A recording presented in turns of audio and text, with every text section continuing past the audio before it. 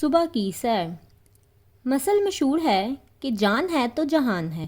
انسانی صحت کو برقرار رکھنے کے لیے جہاں خوراک کی ضرورت پڑتی ہے، وہاں اس خوراک کو ہضم کرنے کے لیے صبح سویرے اٹھ کر سیر کرنا بھی صحت کے لیے مفید ہے۔ صبح سویرے اٹھ کر سیر کرنے سے بہت سے فوائد حاصل ہوتے ہیں۔ مثلاً جسمانی اعضاء مضبوط ہوتے ہیں، پھیپھڑوں میں تازہ ہوا جا کر خون میں حرکت پیدا ہوتی ہے، جسمانی اعضاء میں مضبوطی اور خوبصورتی پیدا ہوتی ہے، سستی اور کاہلی کا خاتمہ ہوتا ہے۔ جو لوگ صبح کی سیر کے عادی ہیں وہ دن بھر تندرست و توانا رہتے ہیں۔ سستی اور کاہلی ان کے نزدیک نہیں آتی۔ صبح کی سیر کرنے سے انسان بہت سی جسمانی بیماریوں سے نجات پاتا ہے اور زندگی میں خوشی اور اطمینان محسوس کرتا ہے۔